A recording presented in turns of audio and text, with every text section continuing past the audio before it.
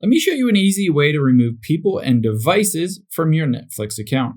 To be safe, after you remove people and devices from your Netflix account, you should always change your password. I'll show you how to do it. Now, you can either do this in the Netflix app or Netflix.com. I'll show you both examples. Let's first just open up the Netflix app.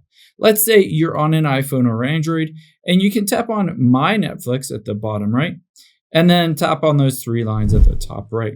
Now, if you suspect someone else might be logged into your account, or there are some other TVs or tablets or devices, you can always remove them by tapping on My Account.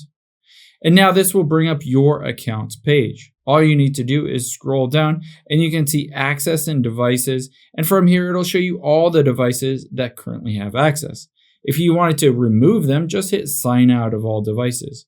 Let's say if you're on a web-based version instead, all you need to do from Netflix.com, tap on Manage Account, and from the Account Management page, you'll be able to see if I scroll down, I can again tap on Manage Access and Devices, and I can scroll down and hit Sign Out of all devices, and then just tap on Sign Out.